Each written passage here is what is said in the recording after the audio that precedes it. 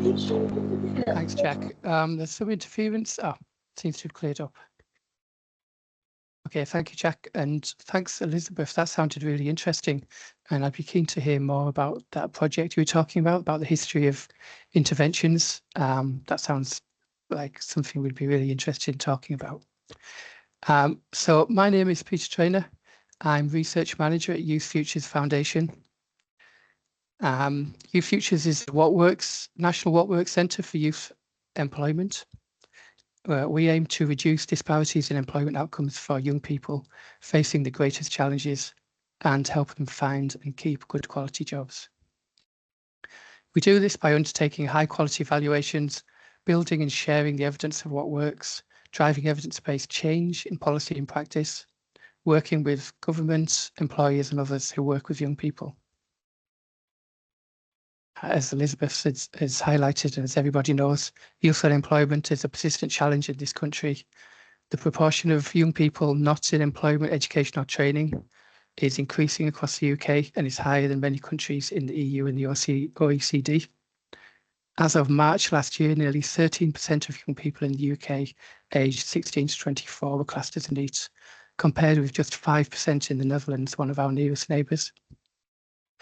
So there might be something to learn from other countries, and to this end we commissioned RAND Europe and its partners to do research to identify successful initiatives that have helped reduce NEET rates, particularly among the most marginalised young people. The still relatively new government has also taken on this challenge and has introduced measures including the Youth Guarantee and the Trailblazer schemes midway through this project. So that has posed some challenges for us in terms of reflecting and integrating what's going on in the government compared to what we're looking at abroad. But a key objective of this project is to produce useful and usable insights into effective and transferable interventions, and we have worked with civil servants from various departments throughout this project to produce useful and usable findings.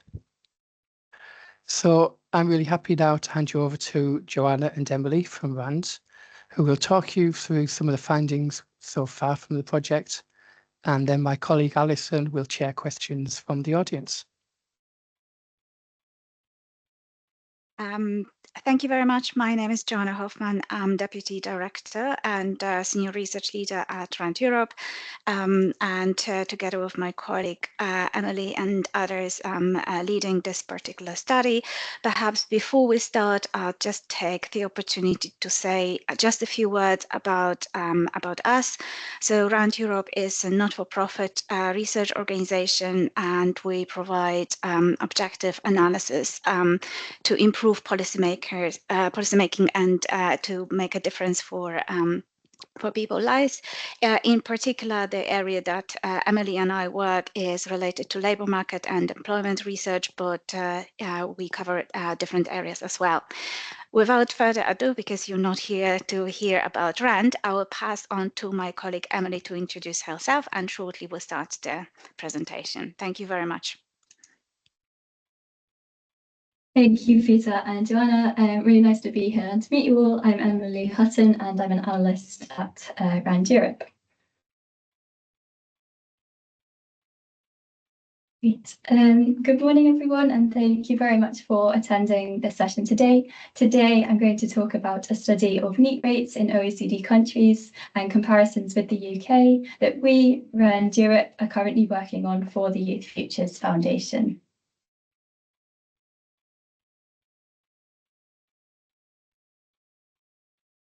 For the project, these are the methods we are using. We first completed a light touch data analysis, followed by a rapid evidence assessment. We are also using Knowledge Cafe throughout the project to engage with relevant stakeholders. We additionally had a case study consultation meeting last year with Youth Futures Foundation, and we're now in the process of developing 4 case studies based on this and also based on our findings from the rapid evidence assessment. I'll now move on to say just a little bit more about the data analysis that we carried out. Apart from considering where the NEET rates are much lower compared to the UK, in countries like the Netherlands, in Iceland or in Denmark, we analysed data to understand the composition of NEET populations in other countries. We really wanted to know how similar or different they are to the UK, taking into account characteristics such as gender, labour status, and educational attainment. Looking at these characteristics, we found that Hungary, France, Spain, Slovakia, Ireland, and Belgium are the countries which are most similar to the UK in terms of the composition of their NEET rates.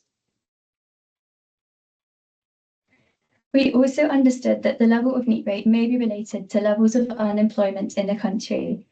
Therefore, we looked at data on how the NEET rate is correlated with total unemployment in each country and compared with the correlation in the UK. We found that 11 countries, those that are highlighted red on the graph, have a correlation that is within 0.05 of the UK.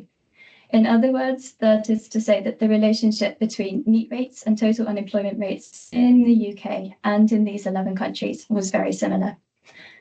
The data analysis gave us some better understanding of the NEET rates.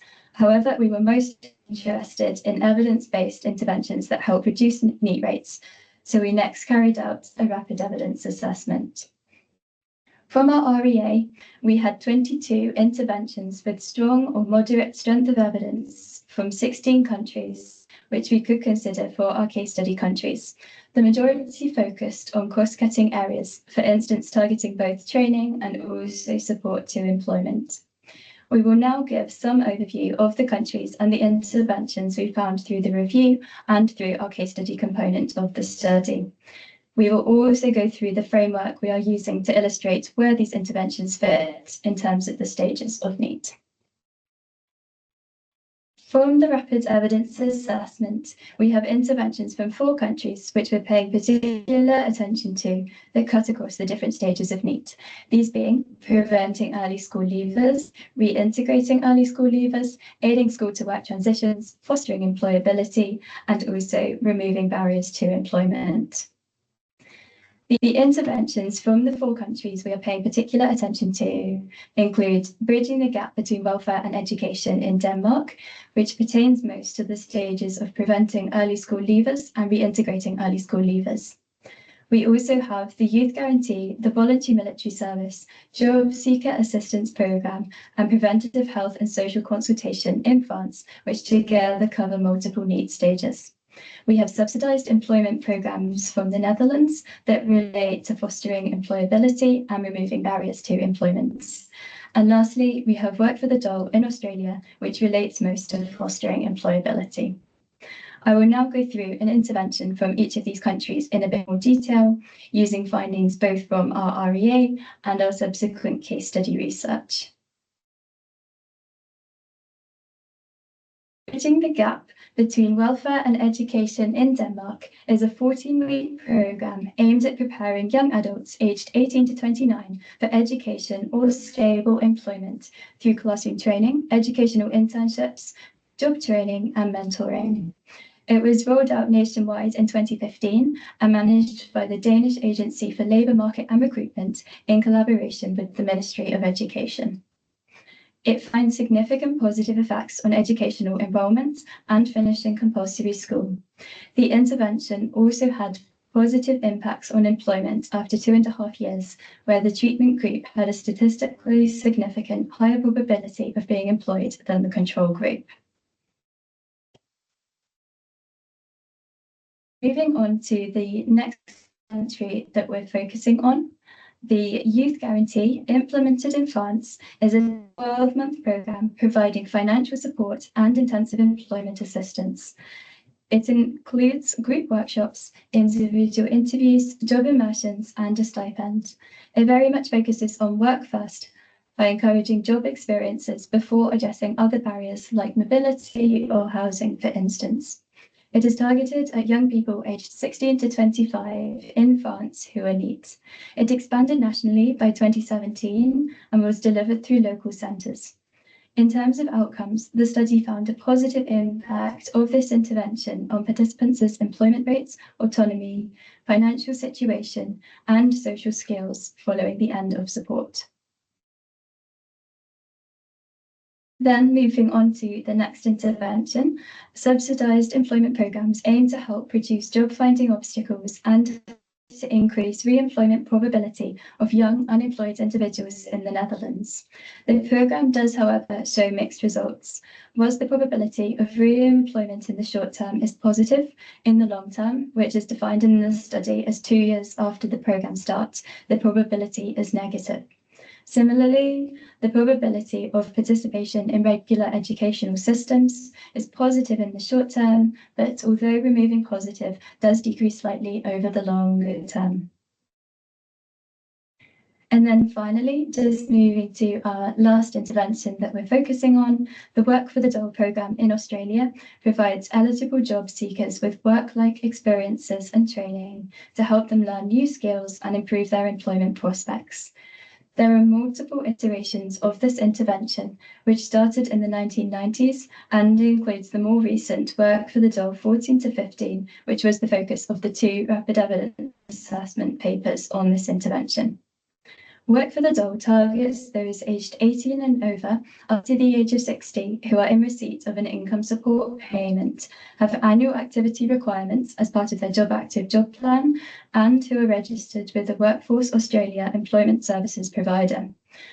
Work for the Dole 14 to 15, however, does have a much narrower remit. It's aimed at job seekers aged 18 to 25 years old, specifically living in the 18 trial areas, who had been registered with a Job Services Australia provider for 12 months and who have a work experience activity requirement of 12 months.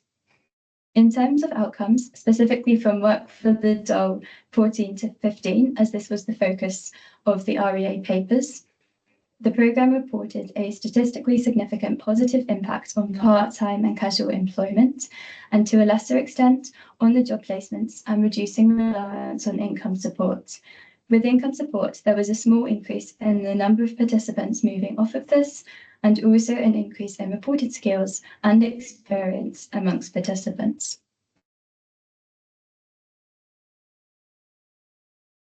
Our next steps are to finalise the 4 case studies that focus on the interventions I just ran through, hold a final knowledge cafe, and also produce a final report later in 2025 that sums up the work from the study. If you would be interested in attending our final knowledge cafe, we've included a contact email on the screen. Evidence we find through this project will also be integrated with the Youth Future's existing work.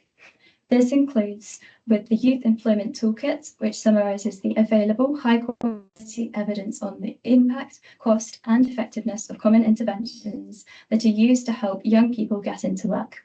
That's the end of the presentation. Thank you very much for listening, and I'll now hand over to Alison to move on to the Q&A part of the session.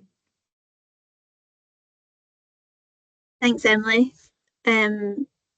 So I think we would like to keep this as conversational as possible. So we're going to be taking questions. You can come off mute, or you can send them in the chat as usual. But yeah, if you start raising your hand if you've got any questions, the panel will be able to answer them.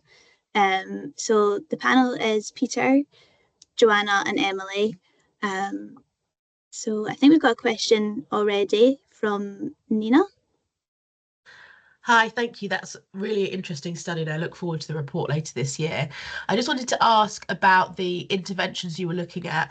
Are they all, what are the age groups you're looking? Are you looking at post-education, kind of 18 plus, or are there any that kind of look at preventative things towards the end of school age? Of course, school age probably varies slightly across countries as well, but I'm just thinking about any kind of pre-18 or pre-16 interventions for those at risk of becoming NEET in certain countries. Thank you.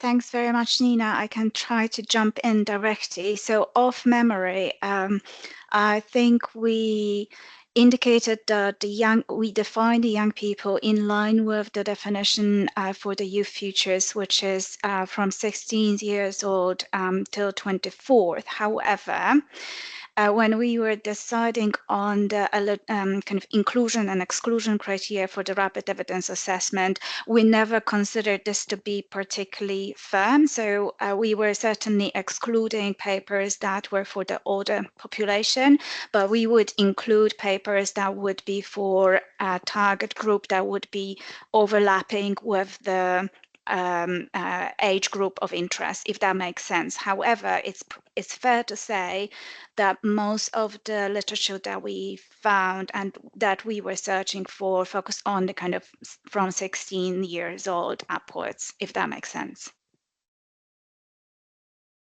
So to answer perhaps your question more fully, we found much less evidence, or we found much fewer papers that would focus on the preventive measures and kind of earlier stages in education, if that makes sense. That answers the question, Nina. Yes, thank you very much. Okay. Looking for more questions, but I've got one here. So I think we talked about the interventions coming from international context and like kind of thinking about how they would be applicable to the UK context.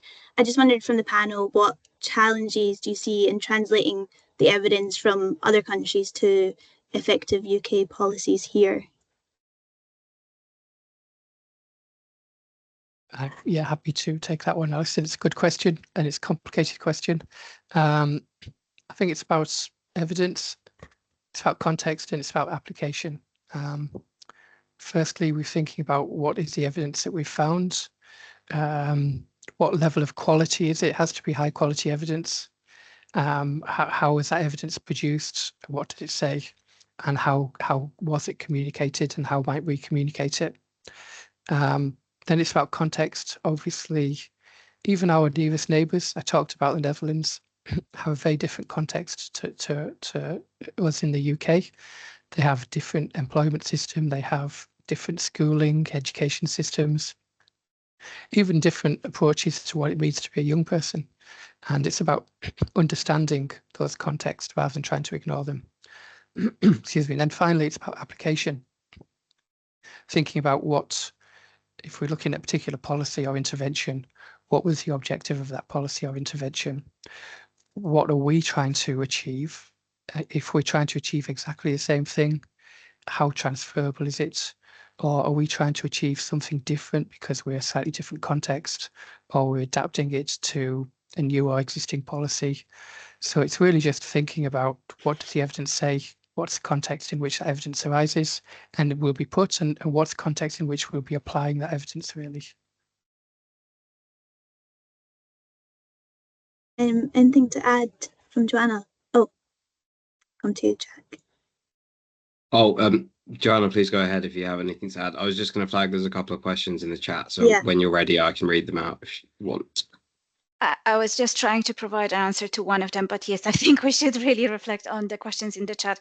The only thing to add perhaps from our side is that transferability aspects were particularly important when we were thinking how to design the study. So we are taking a slightly innovative approach to rapid evidence assessment in terms of using a specific kind of analytical approach that allows us to account for different factors that may or may not play a role in effective transfer of an intervention from either one context or for a specific population to a different context, or to apply that intervention with a slightly different population. So it's not to say that it's necessary a recipe for success that is guaranteed, but we kind of perhaps a bit more sensitive to different factors that may come into play than we normally would in just a typical rapid evidence assessment that doesn't necessarily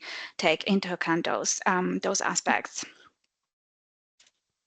Yeah, thanks, Joanna. And then we've got one in the chat kind of linking into that then. Which intervention was most promising for applicability to the UK context?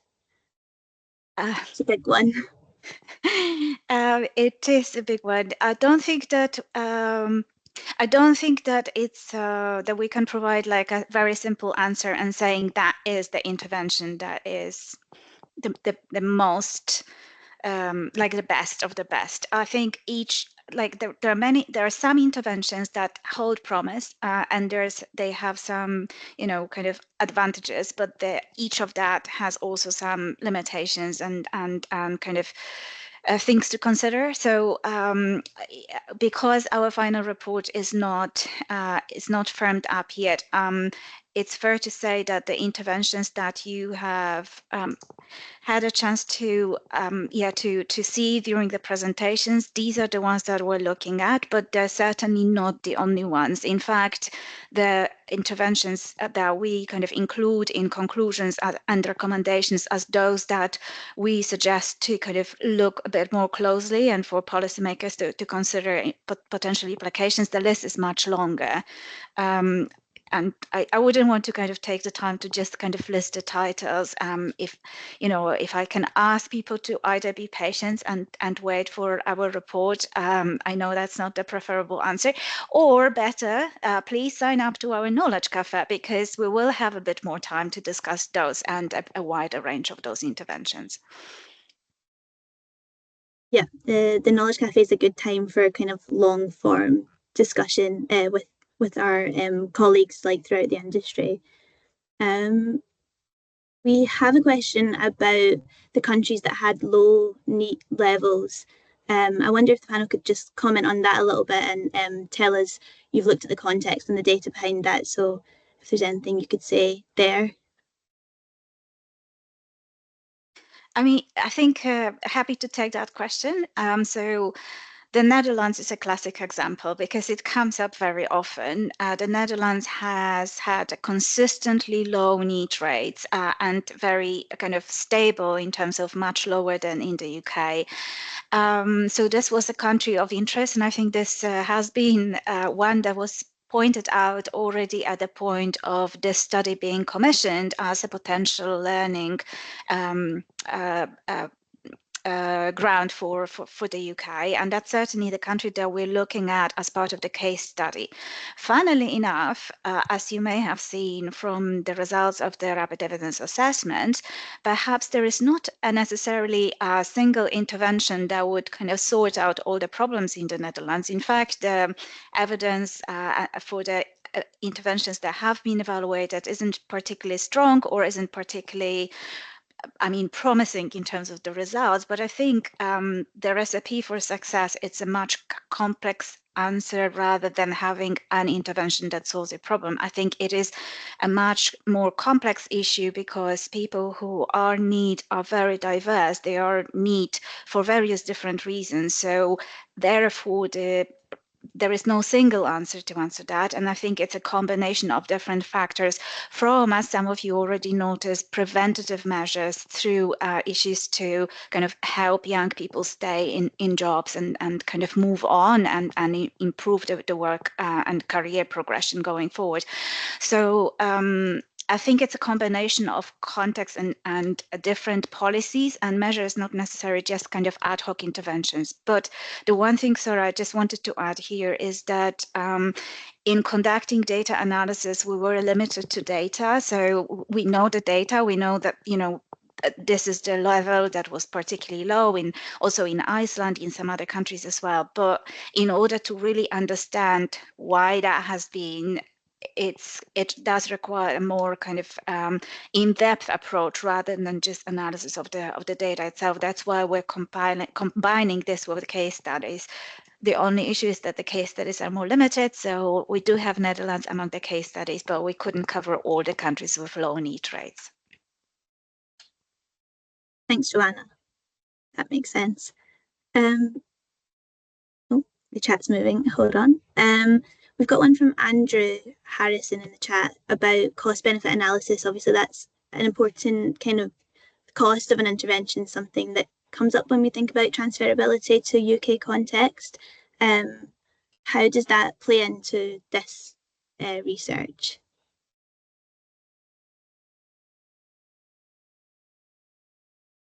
So we have a little bit of information about the cost, but it's fair to say it's not a lot. So, and there are different reasons for that. I think in academic papers, the costs are not unless it's an economic evaluation that is built on top of the impact evaluation, then it's not necessarily very common to report the cost of the intervention in academic papers. And not all interventions that have been evaluated had economic evaluations on top of it. So that is definitely one of the reasons. The second reason is also it's very difficult to sometimes necessarily provide the cost and document that in a succinct way. So we have some information, for example, about the level of subsidies, about the level of stipends, the duration of that. So there is information we can kind of infer what were the kind of the minimal cost of an intervention or a cost per participant, but it is very limited information, and it's definitely not available for all interventions that we have identified through the evidence review. Yeah, Peter? Yeah, just following on from that, it's probably worth saying that one of the challenges of doing research in this space is the relative lack of really high quality research and evaluations. But that's one of the things that we're trying to address. We fund research for this reason, and we fund a lot of evaluations, and we're trying to add to the amount of really good quality research on this issue. But in a way, the starting point is figuring out what we know and what we don't know already. So Yeah, thanks, Peter. Are there any questions from anyone that would like to come off mic? Do you want to raise your hand? And yeah, tell us a bit about who you are. Yes. Can you hear me? Yeah. Yeah, I don't know if my name comes up. I'm Luca. Hi, everybody. I've got a bit of a jumpy screen. I think Teams is struggling with 71 people for some reason, and lots of chat and excitement in the chat. I have a question about if we might dive into the employability program that you evaluated or that you reviewed from the Netherlands evaluation. Can you tell me a bit more about what, given that we do quite a lot of these in the UK, and certainly my job within Shell is to seek out and fund great employability programs for disadvantaged people, predominantly young people. It'd be good to know what's not working as well as what is. So can you tell us a little bit more about, it sounded like the intervention just wasn't long enough really to make a sort of sustained difference, that there was a sort of peak of employability and then it sort of tailed off as compared to the comparison group, but love to hear more about it. Thanks. Thank you for the question, Luke. Emily, will you be able to help off the top of your head? I may have to go back to the data. I think maybe one of the issues with the paper itself is that it was conducted with the study participants were 20 to 24 years old. So maybe because it was quite a small subgroup of people, may have been one of the issues over a short duration in terms of why it didn't work in the long term. So maybe some limitations around participants and time frame of the study. But again, that was just based on one of our rapid evidence assessment studies, and in our follow-up case study that we're doing, we're looking at the kind of broader remit of the subsidized employment program. So that may find different outcomes compared to just that small subgroup and time frame of the study. So yeah, not able to pinpoint exactly what wasn't working, but that may be some of the reasons, or we may find differences when we look a bit broader in our case study research, if that answers the question. No, that's great. I mean, it's why we need to be careful about translating it and taking it as read right into our own context. So yeah, really keen to be contacted as part of the cafe, so we can maybe dive into a few more examples around the evidence for employability, good and bad. Thanks. Absolutely. But just to add on that, look, you're absolutely right. I mean, very often the evidence that we find is that it was a conservative estimate, or it was simply too early for the employment results to materialize, because we do know that it does take time. So yes, very often that was the case. Whether that really was the issue with the Netherlands, I'm not 100% sure, but happy to check and get back to you. Thank you very much. Thank you. Else willing to raise their hand? It'd be great to hear from more people on the call. Paul? Hi, good morning, everyone. It's Paul Gribben here, working on the Step Up programme at Wakefield Council. We work with young people aged 15 to 24 who are NEET or have been identified as potentially being NEET. One of the things I was interested to find out about was whether the training programmes you're talking about are accredited, and are there similar issues in other countries around things like child benefit being stopped if a young person isn't in education beyond a certain date, because that's one of the things that we face if we're trying to stop young people being NEET, but there's no sort of incentive, or there's no sort of pressure perhaps from home to be in some form of education or training, because then the child benefit money will continue. Whereas if it's not accredited, then they're still sort of officially NEET, if that makes sense.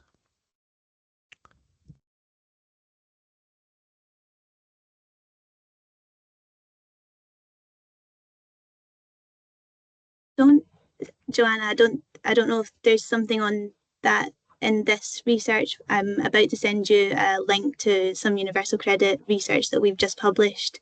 Anyone from the panel know? So, I'm just kind of trying to think off the top of my head. So, of course, the kind of the situation in terms of benefits, allowance, and kind of eligibility for that or not in other countries is, of course, different in the UK. Having reviewed the evidence and from memory thinking about the report, I don't think that we have come across information where the eligibility criteria for benefits would kind of be changed or cut as a result of joining a program or being successful in after completion of the program. The only thing that comes to mind in relation to welfare and benefits is that there were relatively very few examples of interventions that specifically focused on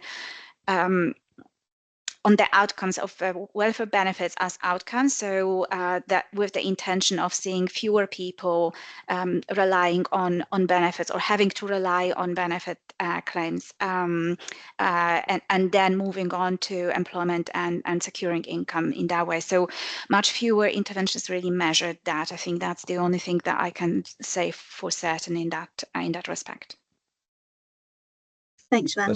Peter? That's great, thanks, and thanks for the link, Alison. Welcome. Oh, yeah, just a couple of things in relation to that last question. Look, I think we haven't looked specifically at those kind of complex interactions around benefits for this project, but we are doing another project around policy journeys and young people's journeys from education to employment, and how the benefit system supports or inhibits or provides barrier for that. More broadly and anecdotally, I must say, there's a sense that I think in Europe the benefit system does tend to be more generous, but can be shorter in length. So in France, for instance, I believe that if somebody loses their job, they get fairly generous benefits, but for a 2-year period, I think it is. Whereas in the UK, I've heard it described as it goes on for a very long time. It can go on for a very long time, but it's much less generous in terms of what is provided. And I think that broadly applies to various benefit systems in Europe.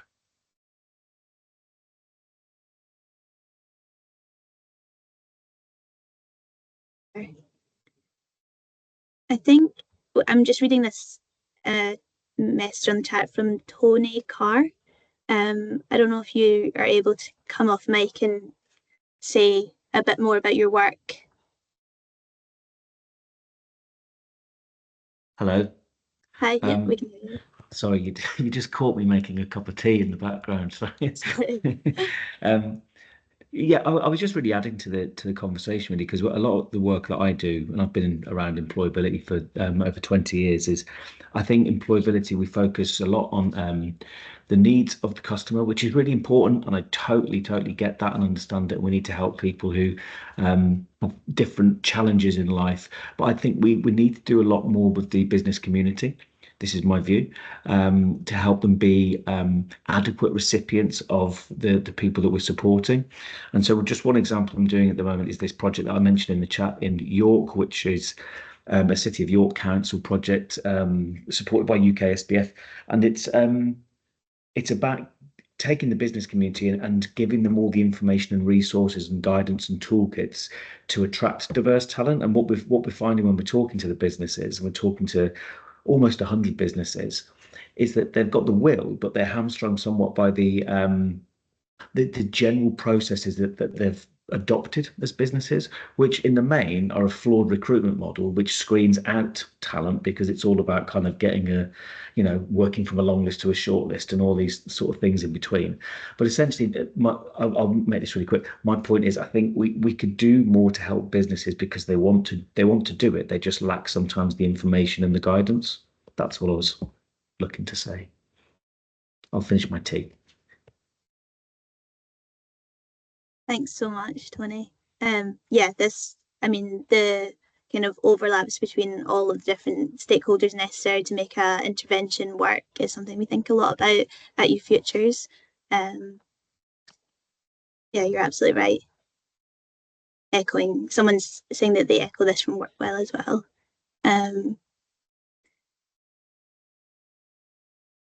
There is a question in the chat. Sorry if I jump in completely inappropriately. Please. From sorry, I'm just looking, from David Orton, about the level of evidence and how the level of evidence in this review that focuses on young people compares to other age groups, which is a really interesting question.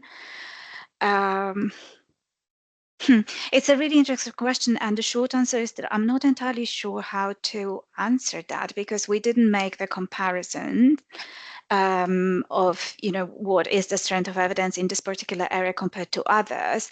But what comes to mind is that for example, in terms of examining the effectiveness of generally active labour market policies, there is, I think, and that comprises all age groups, and it's not specific to a particular age group, but it kind of includes all the population in the working age. I think there is probably much more evidence for that naturally, because I'm familiar with many meta evidence reviews that basically are able to do meta-analysis and kind of provide estimates on the different type of policies and how effective or ineffective they are. So I think it is also natural that for the entire working age group, that would be much more evidence that is available, and also more of that evidence would be of a strong to moderate nature. I think just the one thing to say, perhaps, please do not be do not kind of take the examples that we shared in the slides as particularly representative for all the evidence that we found through the review, because we have found a lot of interventions that have been evaluated through randomized control trials. Equally, we found a lot of even more interventions that have been evaluated through much less robust methods, not even quasi-experimental, but more mixed methods or qualitative methods. So there is a variety. So sorry, it's a bit of a ramble response, but I did try to acknowledge the question. Thanks, Joanna. That's really helpful. Luca.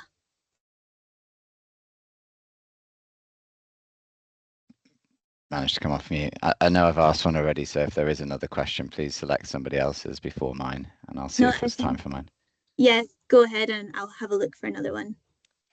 So mine was more of a general evaluation methodology kind of comment from the panel, if I may, because just piggybacking off what you just said, Joanna, about looking for the most robust forms of evidence. I'm personally a little bit of an RCT skeptic, having commissioned and kind of operationalized them. They can be costly. They can be very difficult actually to when you're talking about evaluating, you know, human behavior across a period of 4 to 6 weeks, rather than evaluating a kind of nudge theory type intervention of government policy. So I'd just I'd be curious about your thoughts of where do you find the strongest evidence around employability programs? Do you look for high quality qualitative evidence, or must, you know, are we still in a world, which I think we were sort of 10 years ago, of no, well, if it doesn't prove that it's right on an RCT, then it doesn't work, when actually I think an RCT masks quite a lot of subtlety of human behavior and training and expertise, which is difficult to replicate. That is a very trick question. Conducting the rapid evidence assessments, we have relied on different quality appraisal scales for both quantitative and studies and evidence reviews, because what we have included is not only individual studies with kind of primary data, but also reviews of reviews and kind of other evidence reviews that have been available. So in the kind of the hierarchy of the evidence that is established for the I think it was sorry, I forgot the term, but I mean, we have used I think modified Maryland scale for the quantitative studies. So yes, the RCT was on the top. But having said that, you know, I do understand that RCT is not always feasible. It's not, and certainly doesn't give us all the answers that we would like to receive. So I totally take that. We also know that very often, for practical reasons, RCTs are not necessarily possible, and quasi-experimental designs are the kind of the second best, so to speak. So I mean, obviously that follows the Maryland scale. So we have definitely included, and that's why you have seen on the slides that we are including moderate kind of level of evidence that we kind of broadly categorized quasi-experimental methods designs.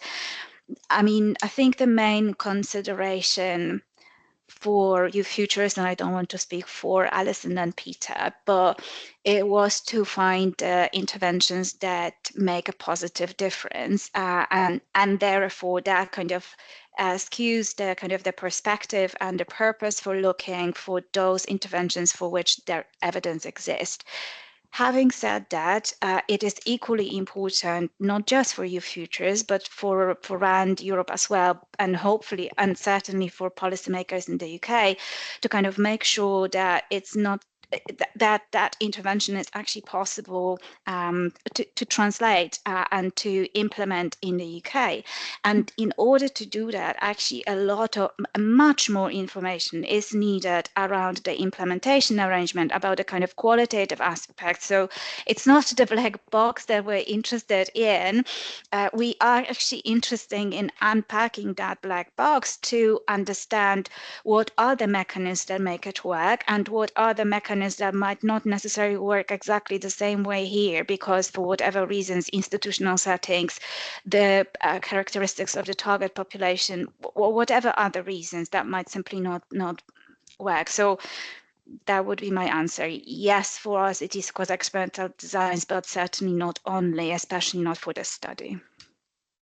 Thanks, Joanna, and thanks, Luca, for the question. It raises a really good point, and kind of, I think, thinking we're kind of moving forward and we have this opportunity to suggest interventions and kind of transferable findings. I think we have to think about how we can ensure sustained measurable impacts from new initiatives and policies, and I think that's something that we think about a lot with RAND and in this project, and also Youth Futures in general. Peter, you're going to come in on that. Yeah, thanks, Alison. Actually, you've anticipated what I was going to say, is that we do wrestle with the issues you've raised on a daily basis, Luca. I think one of the problems is there's two elements in a way. There's evaluating interventions, And then there is evaluating evaluations of interventions. And in order for us to do that effectively, we do need some kind of hierarchy or scale of quality. And some of those best hierarchies do have RCTs at the top. But it doesn't mean that we're closed off to other forms of evaluation. And we talk every day about what those forms of evaluation are, how useful they are, what the flaws are in RCTs, what the problems are in trying to do them. We fund a lot of RCTs. So yeah, we really understand some of those subtleties and some of those problems. Thanks for raising that question. Yeah, thank you. Thanks, Peter. It'd be great. We're just kind of wrapping up now, coming to the end. So if you do have any questions, please let us know. I'm sorry if I've missed any in the chat. But yeah, feel free to come off mic.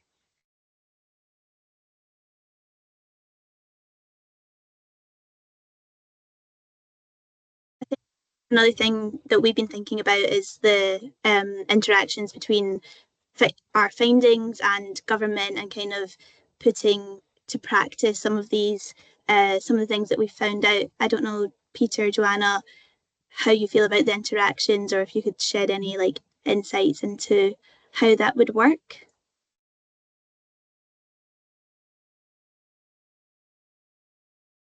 So sorry, Alice, the interactions of how we're going to try and what the next stages are in this, was that?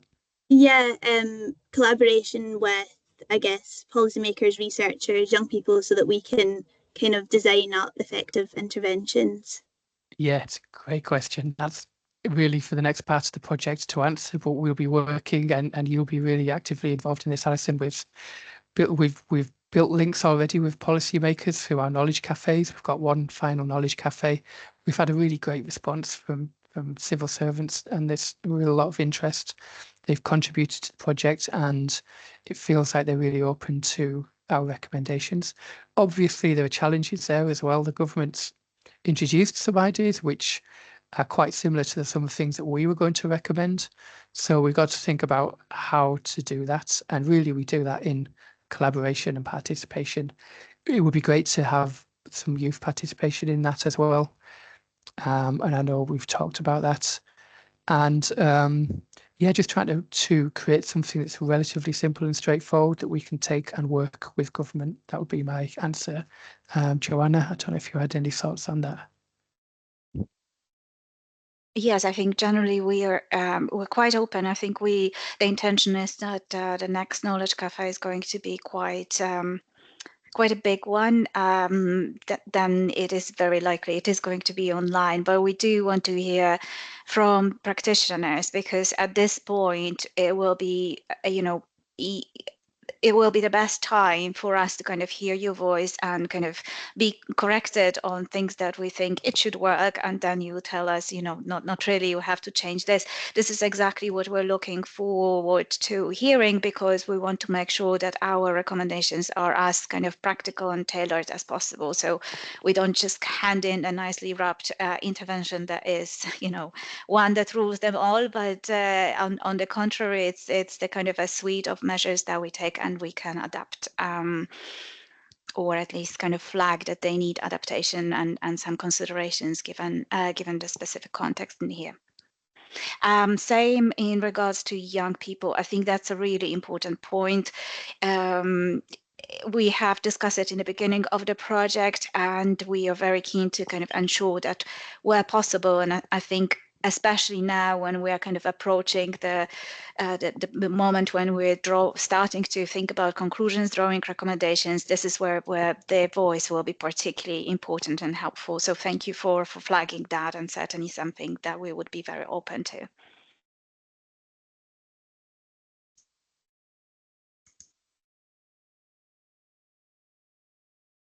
Yeah, I'm going to put my email in the chat again, just to, feel free to get in touch with questions about the project, hear more about the knowledge cafes, or be more involved in this project, or just, feedback would be great too. I think it's about time to wrap up. Is that right, Jack? Yeah, that sounds about right. I'll do a little wrap up quickly from ERSA's point of view. First of all, thank you very much to Rand and YFF for repeating this session online. I know that, you know, the ERSA National Conference is not always possible for everyone, so it's really good for us to make sure that, you know, this is accessible and out there for people to get to. I'd say one thing that struck me about that discussion is how important evaluation is, and I suppose as we move into these trailblazer areas, we all need to be pushing to make sure that they're evaluated properly, so that in 5 years' time we're in a better position than we are now. And obviously, ERSA's, I'm working on a piece of work that's looking back at stuff that's happened in the UK, and I'm struck by sort of how little we actually know about the effects of those programs, which, you know, significant amount of money was spent on. There's going to be some stuff going out to the ERSA mailing list about that and about some upcoming events around that in the next few days. So if you're interested in that, please look out. And as I said in the chat, you can always get in touch with the youth policy team at ERSA at youth@ersa.org.uk, and I'll put that in the chat again. I believe we are definitely going to be sharing the recording. So if you signed up on Eventbrite, you'll get a message from that. And I'm hoping we're able to share the slides, but I'm not entirely sure. So hopefully someone can give me a nod or a shake of the head. Fantastic. Okay, so yeah, if you signed up on Eventbrite, or if you told me your email address in the chat, I'll make sure they get sent out in the next couple of days. But other than that, thank you everyone for attending, and a big thanks for everyone who spoke. And we'll see you at the next ERSA Youth Employment Forum. Have a great rest of your day. Thanks. Thank you very much Thanks, for having Gerard. us. Thank you. Thanks everyone. Bye. Bye, everyone.